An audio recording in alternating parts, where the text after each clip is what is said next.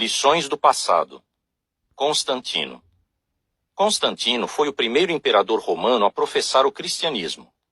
Ao fazer isso, ele influenciou profundamente a história.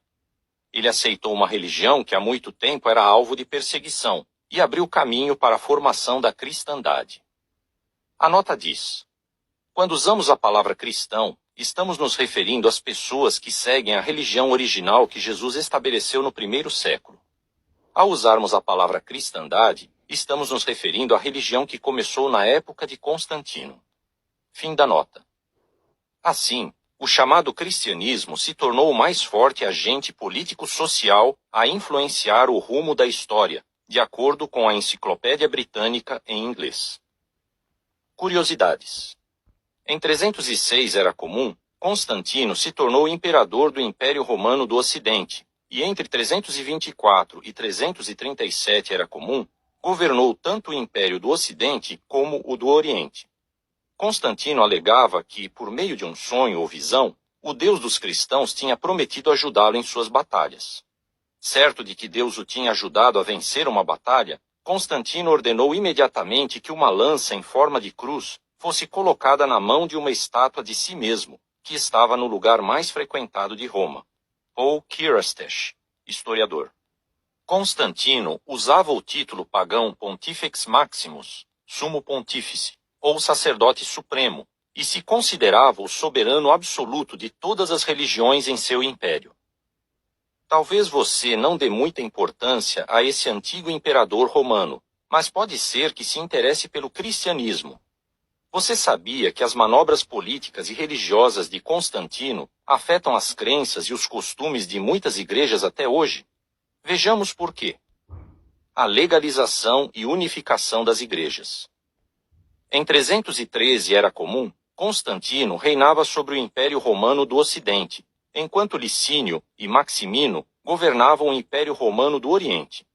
Constantino e Licínio concederam liberdade de religião a todas as pessoas, incluindo os cristãos.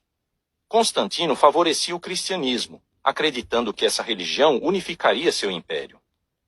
A nota diz: a sinceridade das convicções cristãs de Constantino tem sido muito discutida, já que ele permitia a adoração pagã. Fim da nota. Constantino ficou horrorizado ao descobrir que as igrejas estavam divididas.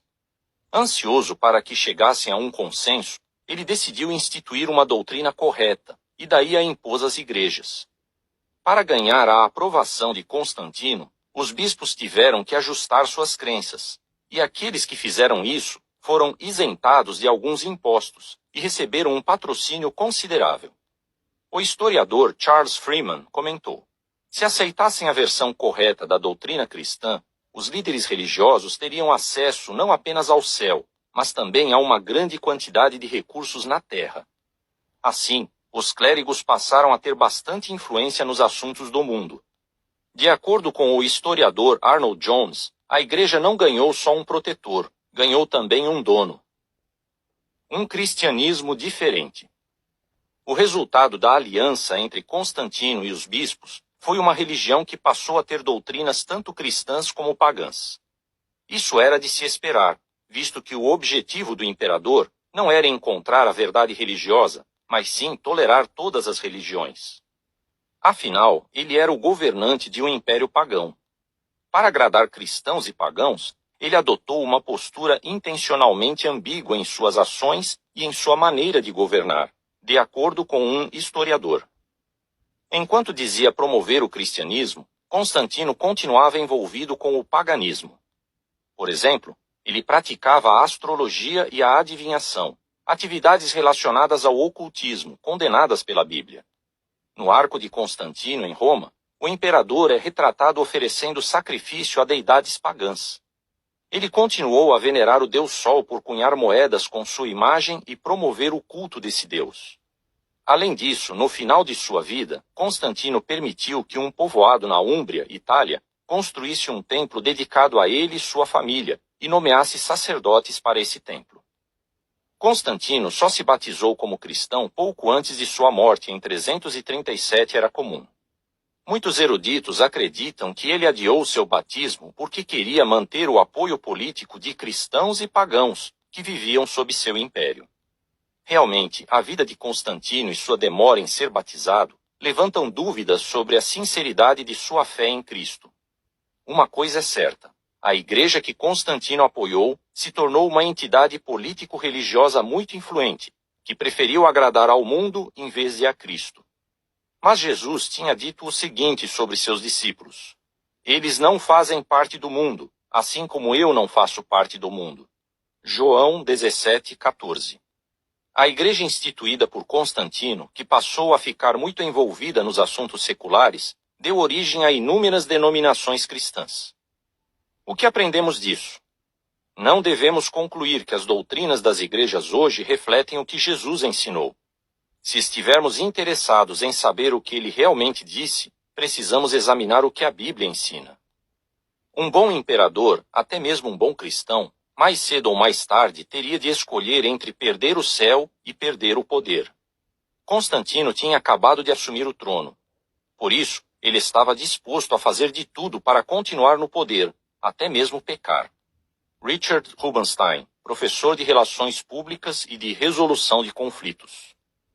Sem dúvida, podemos afirmar que, pelo menos na fase final de sua vida, Constantino foi cristão, desde que não levemos em conta a qualidade de seu cristianismo. Paul Kirstesh, professor de História e de Antiguidade Clássica. Fim do artigo.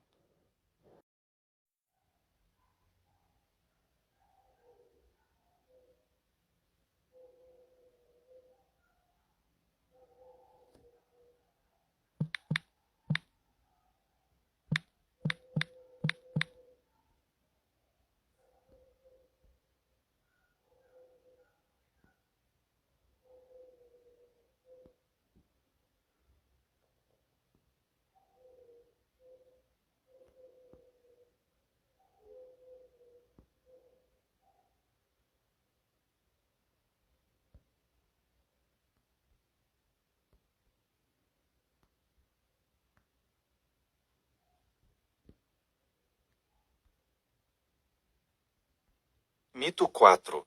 Deus é uma trindade. Qual é a origem do mito? Poderia dar-se a impressão de que o dogma da trindade é, em última análise, uma invenção do final do quarto século. Em certo sentido, isso é verdade. A formulação de um só Deus em três pessoas não foi solidamente estabelecida, por certo não plenamente assimilada na vida cristã e na sua profissão de fé, antes do fim do quarto século. Nova Enciclopédia Católica, 1967, em inglês, volume 14, página 299. O Concílio de Nicéia se reuniu em 20 de maio de 325 era comum. O próprio Constantino presidiu, ativamente orientando as discussões, e ele propôs pessoalmente o preceito crucial, que expressa a relação de Cristo para com Deus, no credo instituído pelo concílio, de uma só substância com o Pai. Intimidados diante do imperador, os bispos, com apenas 2 exceções, assinaram o credo, muitos deles bem contra a sua inclinação pessoal. Encyclopédia Britânica, 1970, volume 6, página 386. O que a Bíblia diz? Estevão, porém, repleto do Espírito Santo, fitou os olhos no céu e viu a glória de Deus, e Jesus, de pé, à direita de Deus. E disse: Eu vejo os céus abertos, e o Filho do Homem, de pé, à direita de Deus. Atos 7, 55 e 56, Bíblia de Jerusalém. O que essa visão revela? Cheio da força ativa de Deus, Estevão viu Jesus de pé, à direita de Deus. Assim, fica claro que após ter sido ressuscitado e ido para o céu, Jesus não se tornou Deus, mas sim uma pessoa espiritual distinta. Esse relato não menciona uma terceira pessoa ao lado de Deus.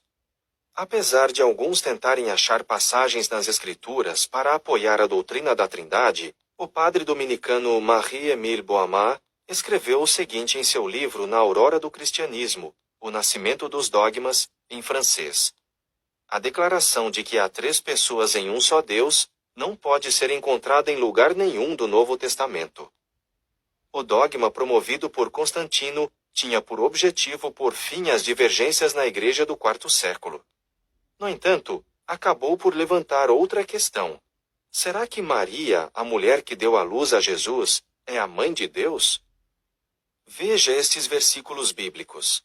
Mateus 26:39, João 14:28, 1 Coríntios 15:27 e 28, e Colossenses 1:15 e 16.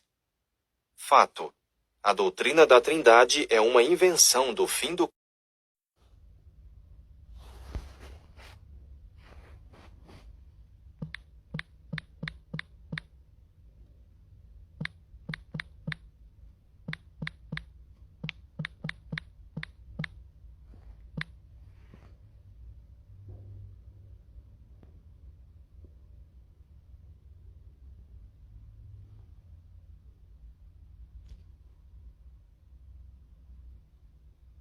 Lições do passado.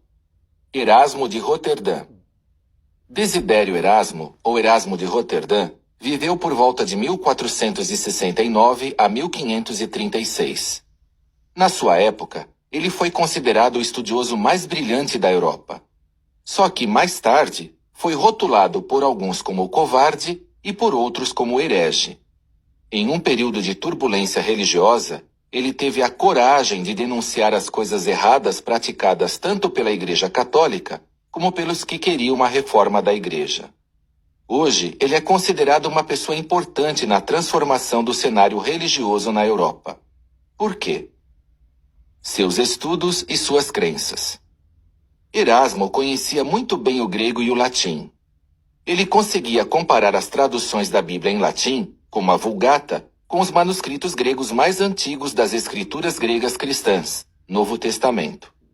Erasmo ficou convencido de que todos precisavam conhecer bem a Bíblia. Ele dizia que, para isso, a Bíblia tinha que ser traduzida para as línguas mais comuns na sua época. Erasmo pregava que a Igreja Católica precisava de uma renovação. Para ele, o cristão de verdade não era alguém que simplesmente ia a cerimônias sem sentido. O cristão devia viver de acordo com o que aprendia. Por isso, quando os reformadores começaram a protestar e a exigir mudanças no catolicismo, Erasmo entrou para a lista negra da Igreja. Ele escrevia com ironia a respeito do abuso de poder de líderes da Igreja. Criticava a vida luxuosa que levavam e a ambição dos papas que apoiavam guerras. Além disso, Erasmo era contra os padres e bispos corruptos que exploravam o povo por meio de costumes da Igreja, como a confissão de pecados, a adoração de santos, o jejum e as peregrinações. Ele também não tolerava práticas da Igreja como a venda de indulgências, cobrar para perdoar pecados, e o celibato, proibir padres de se casarem. O texto grego do Novo Testamento. Em 1516, Erasmo publicou sua primeira edição do Novo Testamento em grego. Pela primeira vez na história, o Novo Testamento em grego ficou disponível em formato impresso. Essa obra de Erasmo incluía notas e também sua tradução do Novo Testamento para o latim, que era diferente do texto da Vulgata. Ele continuou fazendo revisões na sua tradução em latim. Quando ela ficou pronta, tinha diferenças ainda maiores em relação à Vulgata. Uma diferença estava em 1 João 5,7. Para apoiar o ensino da Trindade, que não está de acordo com a Bíblia, algumas palavras tinham sido acrescentadas a esse versículo na Vulgata. O trecho acrescentado dizia: "No céu, o Pai, a Palavra e o Espírito Santo, e estes três são um." Esse trecho, conhecido como Comma Johanneum, não estava em nenhum dos manuscritos gregos que Erasmo pesquisou. Por isso, ele não o incluiu nas suas duas primeiras edições do Novo Testamento. Mas quando Erasmo publicou sua terceira edição, a Igreja o pressionou a colocar esse trecho de volta. Versões refinadas do Novo Testamento em grego de Erasmo ajudaram a produzir traduções ainda melhores em vários idiomas. Alguns tradutores que usaram a obra de Erasmo foram Martinho Lutero, que traduziu para o alemão, William Tyndale, para o inglês, Antônio Bruccioli, para o italiano, e Francisco de Enzinas, para o espanhol. Erasmo viveu numa época emocionante, de muita agitação religiosa. Seu Novo Testamento em grego era muito usado pelos protestantes que defendiam a reforma. Erasmo era encarado por alguns como um reformador. Mas quando a reforma começou de verdade, ele não tomou nenhum lado nos debates teológicos da época. Mais de 100 anos atrás, o erudito David Schaff escreveu que Erasmo morreu isolado, sem tomar nenhum partido. Os católicos não o consideravam católico, e os protestantes não podiam considerá-lo protestante. O que se segue é informação adicional. Curiosidades. Em 1516, Erasmo publicou o Novo Testamento em grego. O texto estava dividido em 2 colunas. Em uma, ficava o texto em grego. Em outra, ficava sua tradução para o latim. Sua obra também incluía muitas notas. Erasmo escreveu na introdução do seu Novo Testamento: alguns não querem que as escrituras sagradas sejam lidas pelas pessoas comuns, nem traduzidas para as línguas modernas. Discordo totalmente deles. Os livros de Erasmo foram queimados por críticos em alguns lugares da Europa. Durante muitos anos, seus livros estiveram na lista de publicações proibidas pelos papas em Roma. Uma celebridade internacional. Erasmo era um erudito bem viajado. Ele morou e trabalhou em vários países europeus, onde fez amizade com pessoas importantes em palácios e universidades. Estudiosos de muitos países o consultavam, e ele ficou famoso por causa do que escrevia. Muitas pessoas liam e gostavam das suas obras. Por um tempo, ele era recebido com festa em todo lugar que ia. Príncipes, bispos, cardeais e eruditos queriam conhecê-lo. Recentemente, um escritor disse que ele foi, na época da Renascença, o que hoje nós chamaríamos de uma celebridade internacional.